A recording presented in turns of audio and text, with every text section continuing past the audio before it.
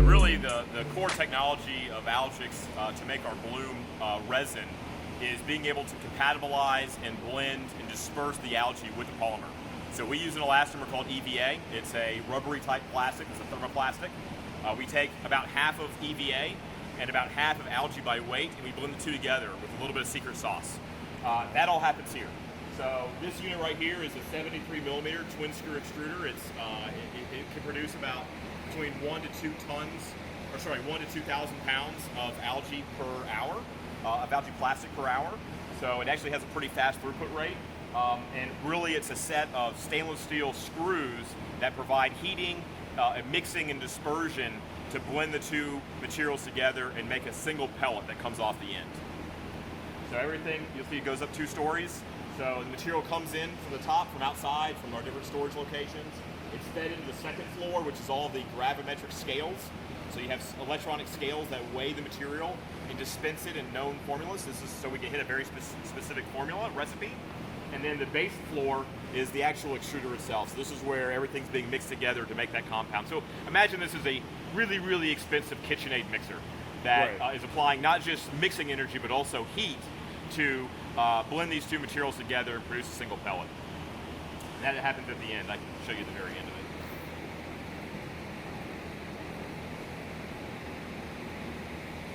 So, well, I should probably really need to look at that. So once it comes off here, you generate the pellet. Yeah. We take the pellets that come off the extruder and we bag them into 25 kilogram or about 55 pound bags. That's just so the factories can easily make batches to make the shoes. Typically a shoe is produced, the material that goes into a shoe, the foam that goes into a shoe is produced in about a 70 kilogram batch at a time. It's a batch process, so we make our batch size to be compatible with the batch sizing in footwear manufacturing. So that's the reason that we use the packaging that we do, because that's what's needed by the footwear factories to make the insoles and the midsoles.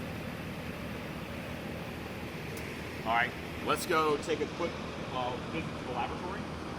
Oh, the laboratory. Okay.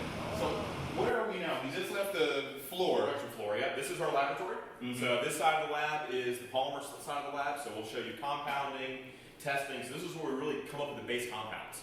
So we'll start with a new material or a new base resin or new application, and we kind of figure out, how do we make a compound that's going to satisfy those needs. Okay. So what we prototype here, what we develop here is very small scale, but we can generate the mechanical performance, we can look at the rheological properties, we can look at the thermal properties, and we can kind of say, okay, well, this will be good for that application, or it won't be, or it'll be good for this other application. So a lot of the testing, our polymer scientists work out of this office, and then we'll walk next door in a second. Next door is the wet chemistry lab, where we do a lot of the more analytical side of the biomass, the odor, the protein, and some other cool stuff. So let's go through. We only show you this. This is really neat. This is where you can kind of test if it's going to have rebound qualities and we make the resin here. The resin we have to do that over there. Yeah, we're not doing the foam here. Okay. So this is really how we're making the base compounds. So this is a twin screw extruder. This is a lab unit. So this is called a 16 millimeter. The one out on the floor that we just saw was a 73 millimeter. Okay. So those don't. Doesn't seem like a big difference, but it's a massive difference. Right. And what that millimeter means, it's the distance between the screws. So when you're 16 millimeters, these screws are very small. 73 millimeters, they're about this big, but that amplifies all the equipment 100 times. So basically, this is a very, very miniature version of what we just saw. So we have the feeders. So instead of having them on 3 floors, we have them just right there. That's the feeder. Okay, I got it. So we put the pellets here, we put the algae here. Okay. The pellets go into the back. Inside here, you have 2 screws that co-rotate. Mm-hmm. So they act like figure eights, and they have mixing elements and heating elements blocks in them. So you melt the polymer first. Okay. What that does is it gets you a molten material, and then you feed the algae in, and you disperse it through mixing elements in the zone. So all of these machines would be actually connected via these small tubes. Yeah. So so the tubes will sit on top of it, and you will go through the exact process that you would on the floor. Yep. All right. And so you use a fan. So this one's fan cooled on the extruder. So you have electric heaters inside the barrel here. Yeah. So you can set a very precise temperature of what you want to melt the resin at and what you want to keep it at. And then there's thermostats in here. So if it gets too hot because of shear energy, these fans will kick on and cool it back down. Okay. So this literally minimizes the waste. Yes. Because if you can test it in here, and this is something you have to, if you are an engineer, remember I was a QA analyst. I don't think I talk about that on the sneaker side a lot. But in order for us to make sure a motor control center was going to go out to a factory like this and that everything would kick on when it's supposed to, you had to test it in the warehouse first before we packed it and shipped it and sent it out. What you have here is a miniature version of everything that we just walked through on the floor. So what happens is the company is capable of reducing the amount of waste that happens when you're trying to figure out the process For a new compound. It's really good. Like I said, I think a whole lot of people should be So how this thing works is basically once these things get mixed together, it comes out as a string, and you can dip it through water, or you can cool it. It's actually the water is right there. Move this over. Yeah. So normally the water's a high level. We emptied it out. But yeah, this would be full of water and be cold water, or you could use hot water. Depends on what you want to do. And then you can air cool it, and then you get a solid filament. And then the last thing you do is you run it through this thing if you want it. So it depends on what you want to make.